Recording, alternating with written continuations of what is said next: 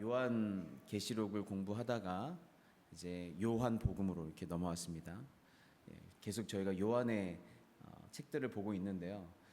요한 계시록은 어찌 보면 그림 언어로 된 책이에요.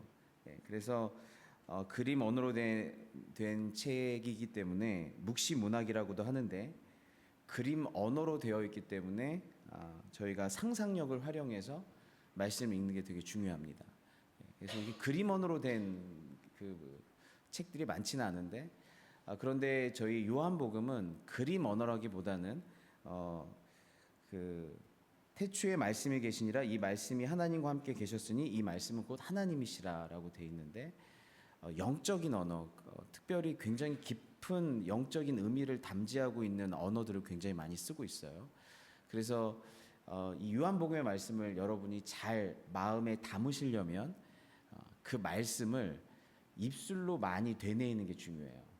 그리고 이 말씀을 가지고 기도하는 게 되게 중요해요. 그러니까 한 문장이라도 여러분들이 오늘 새벽 만나든지 토요 새벽 기도든지 한 문장을 여러분이 붙잡으시면 이게 핵심인 것 같다, 아니면 이 말씀이 나한테 굉장히 마음에 와닿는다. 보라 세상죄를 지고 가는 하나님의 어린 양이로다. 보라 세상죄를 지고 가는 하나님의 어린 양이로다. 한 문장이라도 딱 붙잡는 게 중요해요. 영적 언어를 여러분이 마음에 담으려면. 그리고 그걸 하루 종일 되뇌이는 거예요. 원래 그 묵상하다라고 하는 원어적 의미가 읊조리다라는 뜻이에요. 가만히 생각하는 게 아니라 입으로 생각하는 거예요. 신기하죠? 보라 세상죄를 지고 가는 어린 양이로다, 어린 양이로다. 입으로 계속 읊조리다 보면 말이 생각으로 올라가요. 말이 생각으로 올라가고 그게 깊어지고 이게 기도가 돼요. 보라 세상죄를 지고 가는 어린 양이로다, 어린 양이로다. 하나님 주님 더 알게 해주세요. 보게 해주세요. 이 상황 속에서도 어린 양 예수가 이 사람을 위해서 그의 보혈을 흘리셨다는 걸 알게 해주세요. 중보기도도 되고 나를 위한 기도도 되고 동행도 되고 막 이래요. 그래서 하나님의 말씀과 함께 동행하는 방법 중에 그 말씀을 입술로 되뇌이고, 그리고 그걸 계속 그걸 가지고 기도하는 것, 다 뭘로 하는 거예요? 입으로 하는 거죠. 태초에 말씀이 계시니라, 요걸 써야 돼요. 그러다 보면 이 영적 언어가 신체적으로 계속 입술로 영적 언어를 되뇌이다 보면 이게 진짜 영적으로 여러분에게 양식이 돼요. 놀랍죠? 신체적으로 여러분의 말씀을 신체를 가지고 사용하다 보면 그게 영적 언어가 되는 거예요. 그래서 요한복음을 묵상하실 때는 특별히 토요 새벽기도 오신 분들에게만 알려드리는 거죠. 그래서 입술로 많이 되뇌이셔라. 그리고 입술을 사용해서 읊조리시고 이걸 가지고 기도하셔라. 그러면 참 좋을 것 같아요. 오늘 보면 세례 요한을 굉장히 많이 다룹니다. 요한복음에서. 그래서 그리고 세례 요한을 빛에 대하여 증언하는 사람이라고 얘기하고 있어요. 하나님께로부터 보내심을 받은 사람이 있으니 그의 이름은 요한이라. 그가 증언하러 왔으니 곧 빛에 대하여 증언하고 모든 사람이 자기로 말미암아 믿게 하려 함이라. 이 말씀도 너무 좋죠. 이게 영적 언어는 한 구절 구절이 되게 함축적이어서 모든 사람이 자기로 말미암아 믿게 하려 함이라. 모든 사람이 자기로 말미암아 믿게 하려 함이라. 그러면 그냥 이거 말씀만 붙잡고 그냥 묵상해도요, 이렇게 주님과 깊이 교제할 수 있어요. 그런데 여기서 저희가 묵상하다 보면 빛에 대하여 증언하러 왔다, 이 말이 이해가 되면서도 좀 이해가 안 돼요. 왜냐하면 빛은 증언할 필요가 없기 때문에 그래요. 빛은 쫙 비춰줬을 때 아주 어린아이가 아니고서는 이게 빛이야 라고 한번 알려주면 그걸 설명할 필요가 없어요. 이건 그냥 빛인 거예요. 빛이면 빛. 근데 빛을 설명해 줘야 된대요. 이게 빛이라고 증언해 줘야 된대요. 왜 그럴까요? 빛을 설명해 주려면 이 사람이 빛을 보고도 빛을 인식할 수 없어야 돼요. 사람들이 빛을 보고도 이 사람이 빛을 인식하지 못하려면 이 대상이 어떤 사람이어야 될까요? 빛을 못 보는 사람이어야 돼요. 빛을 못 보는 사람. 그래서 그 빛을 못 보는 사람을 저희가 맹인이라고 그러는데, 맹인 중에서도 빛을 감지하는 세포나 센서가 아예 없는 사람. 그래서 어둡다 밝다라는 느낌조차 갖지 못할 정도로 완전 맹인인 사람에게 빛을 설명해 줘야 돼요. 빛을 설명해 주러 세례 요한을 보냈다라는 뜻은 이 세상은 지금 어느 정도다? 빛을 어느 정도는 감지한다. 밝다, 어둡다, 뭐 따뜻하다, 차다 이 정도는 감지한다 정도가 아니라 빛 자체를 감지하지 못하고 인식하지 못하는 맹인이다, 소경이다라는 뜻이에요. 그래서 그 서신 저희 복음서에 보면 맹인을 치유하는 기적예가 굉장히 많이 나와요. 예수님이 누구신지 드러내는 것과 맹인을 치유해 주시는 것과 무슨 뜻이냐면 이 세상이 전체가 다 영적인 소경이다라는 의미를 담고 있어요. 그래서 이 빛을 설명해 줘야 되는 지금 상황인데 그래서 박영성 목사님은 이 부분을 이렇게 설명을 하세요. 흔히 하는 큰 오해 가운데 하나는 우리가 하나님을 잊었다고 생각하는 것입니다. 그렇지 않습니다. 우리는 하나님을 잊은 것이 아니라 아예 처음부터 하나님을 모르는 상태로 태어납니다. 그래서 믿지 않는 사람에게 예수 그리스도를 소개할 때면 눈뜬 사람이 눈 감은 사람에게 빛을 설명하는 것 같은 벽에 부딪힙니다. 인간은 원래 눈 감은 상태로 태어나기 때문에 중간에 눈뜬 사람은 눈 감은 자들 사이에서 바보 취급을 받게 되는 것입니다. 목사님은 비록 바보 취급을 받더라도 맹인인 우리가 빛을 알게 됐다, 감지하게 됐다, 인식하게 됐다, 빛에 대해서 이건 빛이다라고 깨닫게 됐다라고 하는 영적인 눈을 열게 된 것, 이것이 굉장한 기적이라 그래요. 인간은 하나님을 인식할 수 없는데 하나님이 이 땅에 비추었을 때 빛이 어둠에 비추었는데 어둠이 깨닫지 못하더라. 이게 정상이거든요. 근데 어둠이 빛을 알아먹은 거예요. 그래서 요한복음에서는 알다라는 동사가 되게 중요해요. 어떻게 깨닫게 됐지? 그래서 비록 보지 못하는 자에게 내가 보는 것을 설명해 주는 게 전도여서 내가 바보 취급당하기도 하고 굉장히 답답하지만 그럼에도 불구하고 예수님을 설명해 줄 수 있다라고 하는 것 자체가 내가 눈이 열린 것이니 이건 기적이다라고 얘기를 하고 있습니다. 오늘 본문에서 그 세례 요한은 보는 자, 눈뜬 자로 등장을 합니다.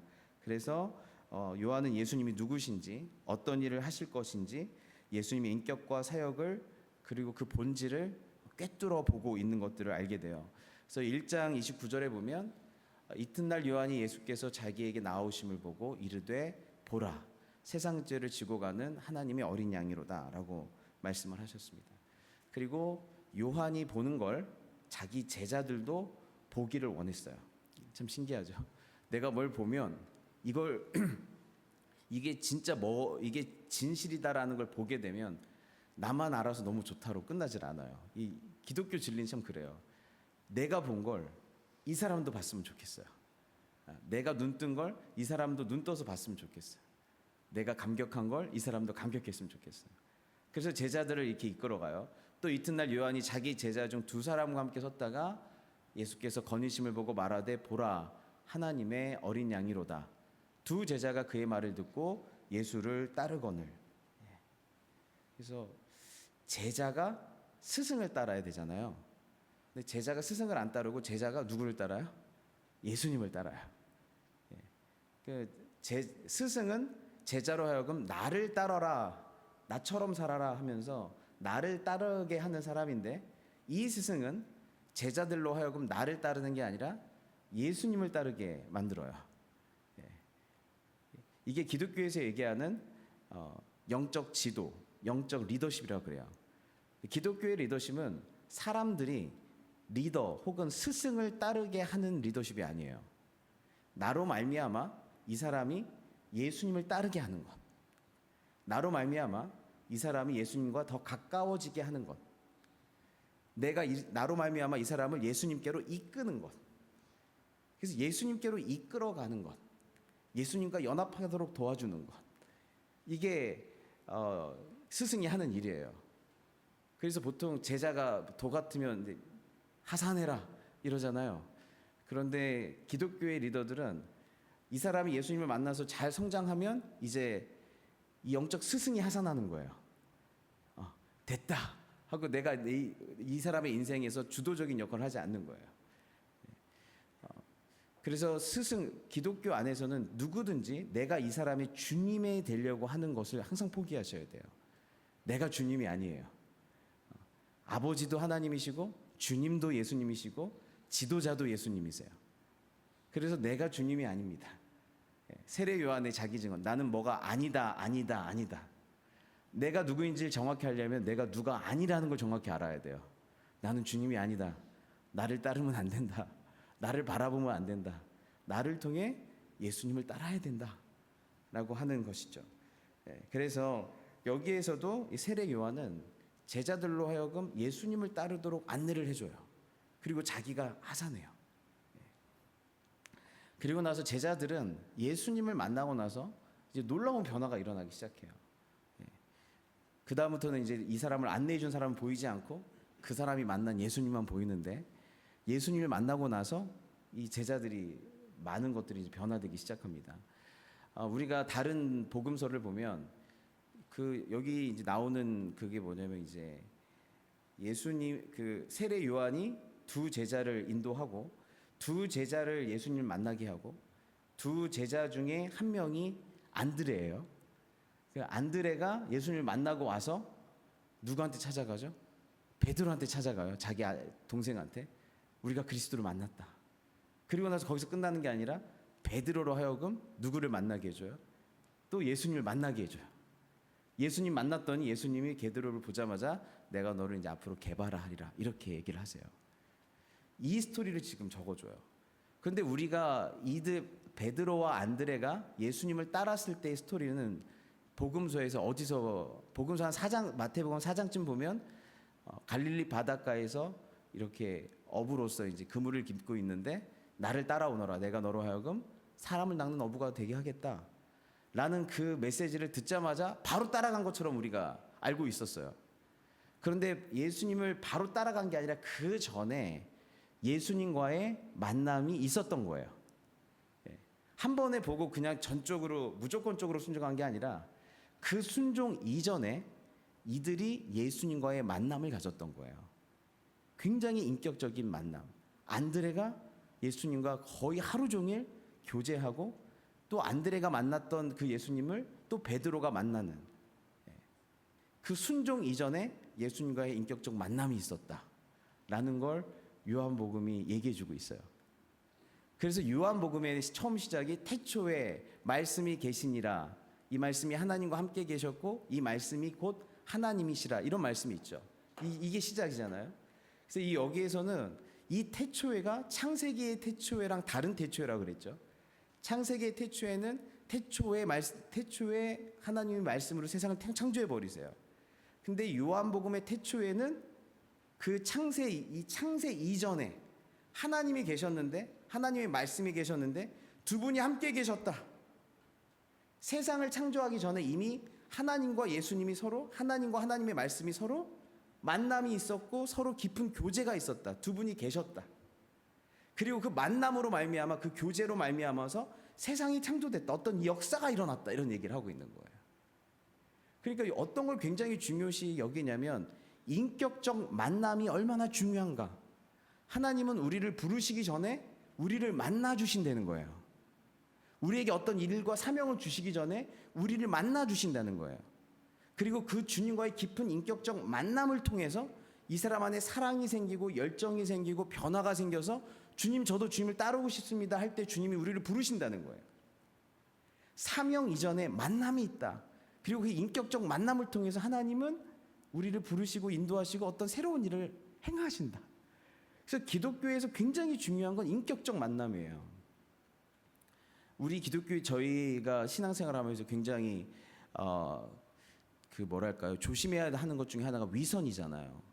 그 위선이 겉과 속이 좀 다르다 뭐 이런 건데, 기독교의 진짜 위선은 뭐냐면요, 우리는 도덕적으로 완벽할 수 없다라는 게 이미 검증됐어요. 아무리 착해도, 아무리 경건해도 도덕적으로 완전하거나 말씀 안에서 율법적으로 완전해서 하나님 나라 갈 수 있는 사람은 아무도 없어요. 그럼 우리의 위선은 뭐냐면, 내가 주님과의 깊은 인격적 만남이 없는데도 주님을 믿는 척하는 거예요. 내가 주님과의 깊은 인격적 만남이 없는데도 주님을 사랑하는 척하는 거예요. 내 입술은 주님을 믿고 있고 내 말은 주님을 사랑한다고 하고 보이기에는 이렇게 주님을 따르고 있는 것 같은데 내 안에 주님과의 깊은 인격적 만남이 없는 거예요. 그걸 사모하지도 않고 거기에서 위선이 나타나요. 기독교의 힘과 능력은 주님과의 만남으로부터 오는 그 만남의 힘이거든요. 만남의 진실함이거든요. 그 만남이 나에게 가져다 주는 변화거든요. 아, 이 사람은 진짜 예수님 만났나 보다. 이 사람은 진짜 예수님과 동행하나 보다. 이 사람 안에 진짜 예수님이 만나서 말씀하시나 보다. 그거는 도덕적 완벽성을 얘기하는 게 아니에요. 진실한 만남이에요.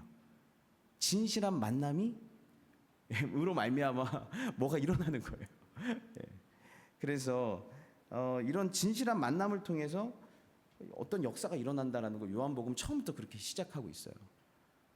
하나님의 말씀과 하나님이 창세 전에 계셨고 그 만남으로 인해 그 교제로 인해 세상이 창조됐고 베드로와 얀드레라고 하는 제자들도 하나님 예수님을 따르기 전에 따름 이전의 이야기 예수님과 만남이 있었고 예수님은 그들을 알아보셨고 그들은 예수님과 깊은 그 만남 속에서 이제 예수님을 따르지 않으면 견딜 수 없는 삶을 살 수밖에 없는 거예요.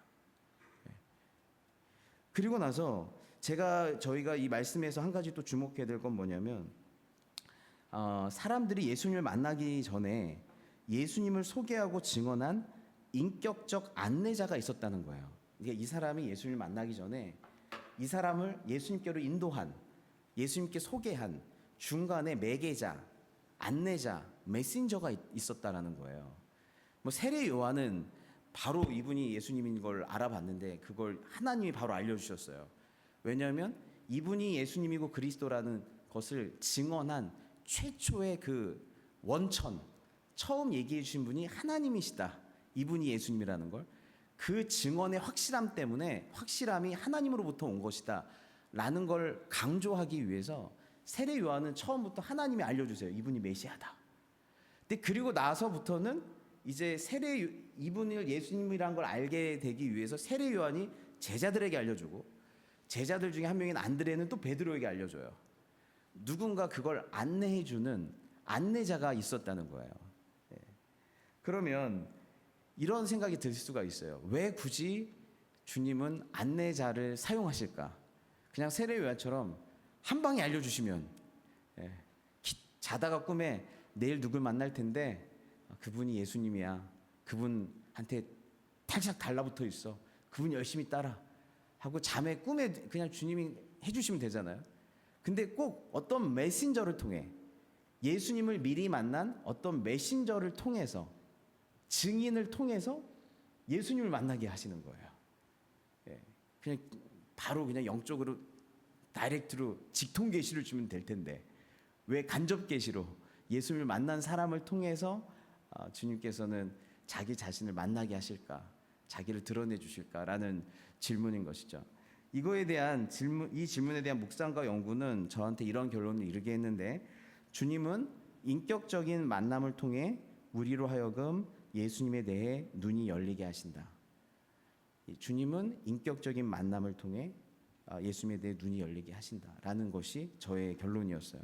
그래서 메신저가 필요하다라는 것이죠. 네, 그런 결론에 이르렀던 어떤 중요했던 이유가 보다라는 동사를 공부하면서부터죠. 여기 본문을 쭉 보시다 보면 어떤 동사가 제일 많이 쓰이냐면 보다, 보라. 이 보다라는 동사를 굉장히 많이 써요. 여러분이 나중에 한번 다시 읽어봐서 동그라미 쳐보시면 보다라는 동사가 엄청 많다는 걸 알게 될 거예요. 여기 첫 번째 이제 세례 요한이 예수님을 보다라고 할 때 어떤 봄이 있었냐면 29절에 이튿날 요한이 예수께서 자기에게 나아오심을 보고 이르되 보라 세상 죄를 지고 가는 하나님의 어린 양이로다. 보고 보라 이렇게 돼 있어요. 근데 여기서 첫 번째 보고라고 하는 것은 이게 블레팸이라고 하는 동사인데 이거는 그냥 물리적으로 보는 거예요. 나오심을 눈으로 그냥 보는 거예요. 물리적으로 보다라는 뜻이에요.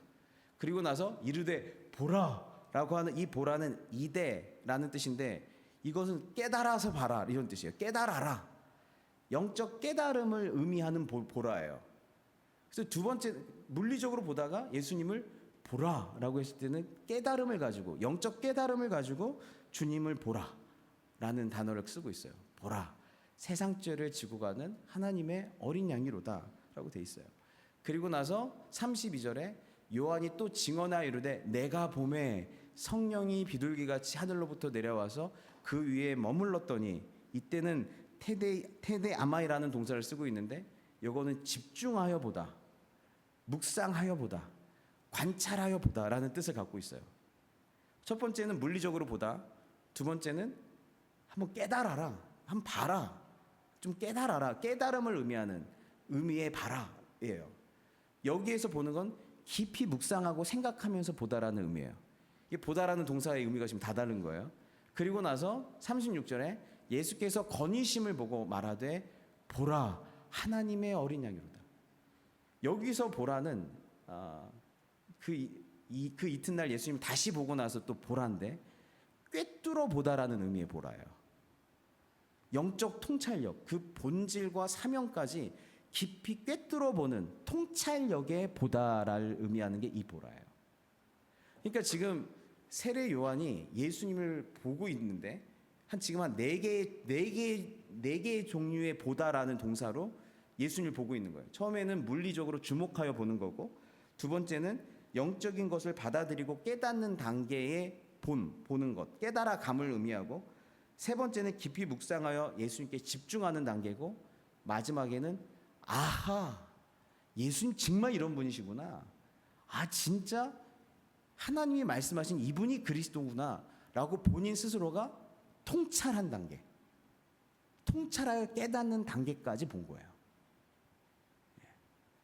그리고 저희가 이제 그걸 보면서 우리가 주님을 바라볼 때, 믿음의 주요 온전케 하신 이인 예수님을 바라볼 때 이 단계까지 가는 거구나.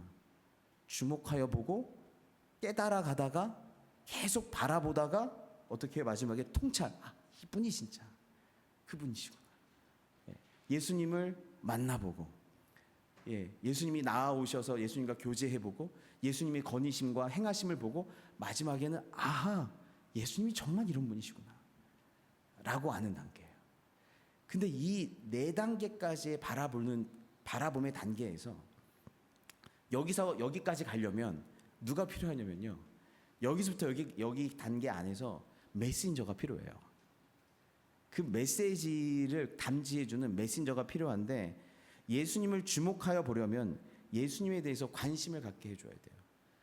여러분들이 누군가 믿고 신뢰하고 사랑하는 사람이 무관심한 사람이 아니라 사랑하는 사람이 어딘가를 계속 쳐다보고 있어요. 그러면 우리도 모르게 뭘 보는 거야? 이렇게 쳐다보게 되죠. 우리도 모르게 이 사람이 바라보는 데를, 너 뭘 봐? 뭐가 좋아서 그렇게 봐? 근데 이 사람이 어떤 예수님에 대해서 예수님을 계속 바라보고 있고, 그 바라봄으로 말미암아서 자기의 삶이 진실하게 변화되고 있다고 하면, 이 사람들은 맹인이기 때문에 예수님 잘 못 봐요. 그런데 어떻게 해요? 내가 이 사람은 주목할 수 있어요. 메신저는 주목할 수가 있어요. 근데 이 사람의 말과 행실이 뭔가 달라지기 시작해요. 그리고 자기가 말한 것과 삶이 점점 일치되기 시작해요. 그러면 이 마음에 얘가 헛것을 보는 게 아니라 뭔가 이 사람을 변화시킬 만한 뭔가 대단한 것을 보고 있구나라고 느끼기 시작해요. 근데 이 사람이 뭘 보는데 내가 뭘 보고 있다라고 얘기하는 것과 이 사람의 삶이 일치를 하지 않아요. 예를 들면 나는 뭘 보고 있다, 난 하나님 나라를 보고 있다라고 하는데 너무 세속적으로 살아요, 이 사람이. 그럼 옆에서 그걸 보고 있는 사람, 헛것을 보고 있네 라고 생각하는 거예요. 예수님이 왕이야, 야 진짜 내가 보니까 예수님이 주고 그리스도 이분한테 구원이 있어 라고 생각하는데 완전 돈에 몰두돼서 항상 돈 걱정만 하며 살아요. 예를 들면 내가 바라보고 있는 메시지랑 이 사람이 바라보고 있는 메시지와 메신저의 삶이 불일치하잖아요. 그러면 첫 번째 단계에서 얘가 지금 제대로 된 걸 보고 있다라고 생각하지 않아요. 여러분들이 사실은 우리가 바라보는 예수님과 우리의 삶이, 우리의 증언과 우리의 삶이 일치를 해야 되는 이유는 그렇게 일치를 시켜서 구원받기 위해서 일치시키는 게 아니에요. 우리는 어차피 끝까지 일치 잘 못 시켜요. 그래서 예수님 오셔서 구원하신 거예요. 그런데 왜 우리의 삶이 일치돼야 되냐면 우리가 갖고 있는 메시지 때문에 그래요. 우리는 세례 요한처럼 메신저로 부르심을 받았어요. 메시지를 담지하고 있는. 그래서 증언하는 자예요. 예수님을 증거하는 자들로 부르심을 받았어요. 근데 내 삶이 이 증언과 일치를 하지 않으면 맹인인 사람들이, 이걸 못 보는 사람들이 예수님께 더 이상 주목하지 않아요. 예수님에 대해서 아하의 깨달음이 오려면 첫 번째로 우선 주목부터 해야 돼요. 뭐지? 뭐가 이 사람을 이렇게 진실하게 바꾸는 거지? 뭐가 이 사람의 삶의 내용을 이렇게 바꾸는 거지? 그래서 베드로전서 3장 15절에 너희 마음에 그리스도를 주로 삼아 거룩하게 하고, 그리스도를 주로 삼아 거룩하게 주님을 대하고, 주님을 거룩하게 대하면, 주님으로서 거룩하게 대하면 너희 속에 소망에 관한 이유를 묻는 자들이 생긴대요. 내 삶에 예수님을 주님으로 삼아서 그분을 거룩하게 대하면 내 속에 있는 소망에 관한 이유를 묻는 자들이 생긴대요. 뭘 보는 거야 도대체? 뭘 믿는 거야? 나는 너의 삶을 안 해. 넌 이럴 사람이 아니거든. 넌 항상 이렇게 불안해야 되거든. 지금 넌 여기서 담대할 수 없거든. 넌 여기서 누구보다도 울어야 되는 거거든. 넌 여기서 절대 손에 안 보거든. 근데 뭐야 도대체? 뭘 바라보고 있는 거야? 대달할 것을 항상 준비하되 온유와 두려움으로 하고, 이렇게 얘기하고 있어요. 구원받기 위해서 우리의 메시지와 메신저의 삶을 일치시키는 게 아니에요. 누군가 여러분을 바라보고 있기 때문에 그래요. 누군가 우리를 바라보고 있기 때문에 그래요. 그래서 그들로 하여금 내가 바라보는 걸 그들도 바라보게 하기 위해서예요. 두 번째 단계는 뭐예요? 깨달아 알게 하는 거예요. 깨달아가게 하는 거예요. 그렇게 내 삶을 주목하여 본 사람이 뭐야? 라고 물어보면 우리가 그때 대답할 것을 준비해야 돼요. 그래서 저희가 성경 공부도 하고 제자 훈련도 하고 하는 이유는 여러 가지 이유가 있어요. 예수님을 실제로 따르려는 이유도 있지만 또 한 가지 중요한 이유는 내가 믿고 있는 바를 내 입술로, 내 생각으로 정리하기 위함이에요. 여기서 내가 믿는 걸 제일 정리 잘하는 사람이 누군지 아세요? 목사예요. 저는 오늘도 새벽까지 내가 믿고 있는 걸 여러분한테 전달하려고, 그냥 나만 책만 읽어서 깨달았다가 아니라 전달하려면요, 이거를 우리 좀 이걸 어떻게 더 쉽게, 어떻게 더 알아듣게, 그걸 계속 고민해야 돼요. 예. 그래야 돼요. 근데 우리는 그거 아세요? 그래서 목사는 입만 이렇게 크고요, 성도들은 귀만 이렇게 커요. 말을 안 해가지고 귀는 이만하고. 그래서 여러분 그냥 영적인 눈으로 우리의 신체 상태를 영적인 눈으로 보면 진짜 그럴 거예요. 목사는 이거 하고 입만 이렇게 크고 하루 앉아서 준비하다 보니까 배만 볼록 나오고, 성도들은 열심히 일하느라고 배는 안 들어왔는데 귀만 이렇게 큰 거예요. 근데 귀만 이렇게 큰 것도 우선 귀도 없는 사람이 있으니까 귀만 이렇게 커도 좋은데 뭘 해야 돼요? 이제 여러분들은 이걸 해야 돼요. 말을 해야 돼요. 말을. 그래서 밥 먹을 때 정말 이게 남자들이 너무 어려워요. 예. 혹시라도 목사님이 앉아서 오늘 무슨 은혜 받았냐고 물어볼까봐 엄청 두려워해요. 예. 나 말 시킬까봐. 예. 목장 모임도 제일 두려운 게 뭐예요? 나 말 시킬까봐. 우리 목장님이 또 오늘 나한테 말 시킬까봐. 왜냐하면 말하는 훈련이 안 돼 있는 거예요. 내가 뭘 은혜를 받은 걸 말로 표현을 못 하는 거예요. 그러니까 자꾸 전도할 때도 삶으로 보여줘야 된다, 삶으로 보여줘야 된다 하는데, 삶으로 보여주고 난 다음에 말을 해줘야 될 거 아니에요. 왜 그러냐고. 그러면 그때 말을 해야 되잖아요. 그러니까 솔직히 말할 자신이 없으니까 자꾸 또 삶으로만 보여달라고 해야 되는데 또. 근데 중요한 건 뭐냐면 말을 해야, 이게 부처님 때문에 그런 건지 마호메트 때문에 그런 건지, 천지신령 때문에 그런 건지 말을 해야 안단 말이에요. 이 사람들이. 이거 왜 그러냐면 예수님 때문이야 라고. 삶은요, 솔직히 여러분들 다른 종교, 율법주의적 종교들이 두려움으로 지키는 그 사람들의 삶만큼 보여주기가 어려워요. 사실은 두려움으로 행하는 사람들 티가 안 나기 때문에, 더 열심히 하기 때문에. 그러니까 중요한 건 우리는 증언, 말을 해야 되거든요. 근데 그때 두 번째 단계는 뭐예요? 이 메신저가 말을 해줘야 돼요. 이것 때문인 것 같아. 말을 해줘야 돼요. 주목하는 단계가 있고, 두 번째는 깨달아감의 관계가 있다고 그랬어요. 봄이 있었어요. 세 번째가 뭐예요? 깊이 관찰하는 단계, 묵상하는 단계. 이거는 개인적으로 내가 예수님을 깊이 바라보는 단계예요. 세례 요한도 하나님이 이분이 성령이 머무시는 그분이 그리스도라고 얘기했을 때 세례 요한이 바로 한 게 아니라 예수님을 계속 바라봤어요. 내가 보매, 내가 보매. 계속 바라봤어요. 계속 관찰했어요. 메신저들이 해야 되는 이유가 것 중에 하나는 뭐냐면 나를 바라보고 있는 이 사람을 주님과 함께 이 사람을 바라봐 주는 거예요. 개인적으로. 이 사람을 계속 바라봐 주는 단계가 여기서 뭐가 들어가는 거냐면요. 여기에서 이 사람과의 인격적인 만남이 들어가요. 이 사람을 내가 바라봐 줘야 돼요. 개인적으로 만나 줘야 돼요. 요한도 공개적으로 보라 세상 죄를 지고 간 하나님의 어린 양이로다라고 얘기해 놓고 그 이튿날에 두 제자만 데리고 가서 보라 하나님의 어린 양이다 라고 따로 개인적으로 가서 두 명한테 따로 얘기해 줬어요. 뭐예요? 예수님을 바라볼 때 여러분이 누군가한테 예수님을 증거하는 메신저의 역할을 하려면 개인적으로 만나줘야 돼요. 개인적으로 만나야 되고 또 한 가지는 그를 위해서 개인적으로 기도해 줘야 돼요. 그분을 계속 관찰해주고 만나주고 기도해주는 그 사람에 대해서. 그럼 사람들은 이 메신저를 통해서 주님의 사랑을 느끼는데 주님도 나한테 이러는 건가? 단순히 진리여서가 아니라 이분이 도대체 누구길래 왜 이 사람은 나를 위해서 지금까지도 기도하고 나를 만날 때마다 예수님을 알려주기 위해서 나를 왜 계속 찾아오지? 왜 나를 위해서 개인적으로 날 만나지? 그러니까 아시잖아요. 사람들이 다 개인적으로 바빠요. 근데 누군가가 시간을 내서 나를 생각해주고 있다는 거, 이게 너무너무 감동이고, 나를 위해서 누가 기도해주고 있다는 거, 이거 너무너무 감동이에요. 메신저에게 그걸 시키시는 거예요. 너 기도해줘라. 계속 그를 바라봐줘라.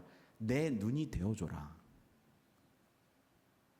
거기에서 감동을 먹어요. 이게 진리의 순수성 때문에도 감동을 먹지만 누군가가 내가 뭐라고? 그래서 요즘에 어떻게 예수님 믿게 됐어요? 물어볼 때 저 사실은요 누가 저를 위해서 10년 동안 기도했어요. 이런 분들이 종종 있어요. 저를 위해서 15년 동안 누가 기도했대요. 끈질기게 누가 저를 바라보는데 그 사람의 기도와 끈질긴 저에 대한 그 시선이 마치 하나님이 나에 대한 시선처럼 느껴지는 거예요. 메신저는 결국에는 뭘 하는 거예요? 하나님의 눈이 되어주는 거예요. 하나님의 임재가 되어주는 거예요. 그와 함께 해주고 그를 계속 바라봐주는 거예요. 예. 세례 요한만 그렇게 부르심을 받은 게 아니라 우리가요. 메신저로 부르심을 받았기 때문에 증언하는 자로 부르심을 받았기 때문에 눈이 되어주고 그리고 나서 언젠가 예수님을 꿰뚫어 보는 맨 마지막 통찰의 단계는 우리가 해줄 수 없어요. 그건 성령께서 하시는 거예요. 하나님만 하실 수 있어요. 아하, 이분이 진짜. 우리는 그분들이 자꾸 예수님께로 그 사람을 인도하고 예수님께 기도하고 계속 바라봐주는 역할은 하지만 마지막에 아하의 통찰의 단계는 주님이 하시는 거예요. 근데 거기까지 해주는 1, 2, 3, 4단계가 있다고 하면 3단계까지는 누가 굉장히 중요한 역할을 해요? 메신저가 굉장히 중요한 역할을 해요. 메신저가 지속적으로 주님을 바라봄으로, 메신저가 자기가 바라보고 있는 진리와 자기 삶을 일치시킴으로, 메신저가 자기가 깨달은 걸 정리하여 전달함으로, 메신저가 그를 위해 기도하고 그를 만나줌으로, 거기까지 메신저. 이 기초 작업을 다 하고 나서 예수님을 딱 만나실 때 뻥 터지는 거예요. 뻥 터지는 거예요. 그래서 주님이 우리와 함께 동역한다라고 이렇게 말씀하시는 거예요. 예. 저는 저와 여러분들이 그런 메신저가 됐으면 좋겠습니다. 예. 그런 메신저가 되려면 저희가 먼저 그런 주님을 그렇게 바라봐야겠죠. 항상 주님을 주목해야 되고, 그리고 주목하여 보고, 그리고 깨달아가고, 그리고 주님을 세 번째는 집중해서 관찰하여 계속 보고 통찰하여 보는, 우리가 먼저 그런 사람이 계속 되어야겠죠. 그렇게 주님을 바라봤으면 좋겠어요. 그런데 주님도 우리를 바라보세요. 우리를 보세요. 똑같은 이 단어들을 가지고 우리를 바라보세요. 여기 보시면 예수께서 이르시되 와서 보라 라고 이렇게 얘기하시는데, 예수께서 돌이켜 그들을 따르는 것을 보시고 관찰하여 보신다는 거예요. 깊이 관찰하여 보시고, 예수께서 이르시되 와서 보라. 이때 이 보라는 깨달아 알아라 와서. 그리고 예수께서 베드로 그 시몬을 예수님께로 데려온 예수께서 보시고 꿰뚫어 보시고 이런 뜻이에요. 그 단어를 또 그대로 쓰시는 거예요. 내가 너를 게바라하리라. 게바는 아람어인데 게바를 헬라어로 바꾸면 베드로예요. 원래는 시몬이었어요. 약하디 약한 시몬이었는데 내가 너를 게바, 바위, 반석이라 하리라. 예수님이 이들을 만나 주셨고 예수님도 그들을 바라보고 계셨고 그리고 그에게 이름을 주세요. 이름을 준다는 건 난 너의 본질을 꿰뚫어 보고 알고 있다. 너의 소유권과 통치권이 나에게 있다. 내가 너를 개발하 하리라 라고 얘기하신 건 내가 너를 이제 앞으로 내가 부른 그대로 너를 만들어 가리라. 주님은 창조의 말씀이시기 때문에 부른 그대로 그를 만들어 가세요. 예수님을 만났고 예수님에 의해 이 사람이 빚어져 가요. 그러면 메신저들은 빠지는 거예요. 그래서 이런 아름다운 일들, 그래서 메신저한테 가장 그 영광스러운 말은 그런 것 같아요. 당신이 주목하는 그것 때문에 나도 그를 바라보게 됐고, 당신이 주목하는 또 당신의 삶과 당신의 메신저가 일치했기 때문에 내가 예수님을 계속 바라보게 됐는데, 이제는 내가 예수님 직접 보니 내가 이분이 예수님인 걸 알겠다라고 얘기하는 것이겠죠. 주님도 우리를 바라보고 계십니다. 그래서 올 한 해 동안에 바라봄의 삶, 또 그리고 메신저의 삶, 그리고 여러분이 예수님을 바라보는 중에 또 주님의 음성을 주님을 또 새롭게 깊이 만나는 저와 여러분 다 됐으면 좋겠습니다. 아멘. 기도하겠습니다.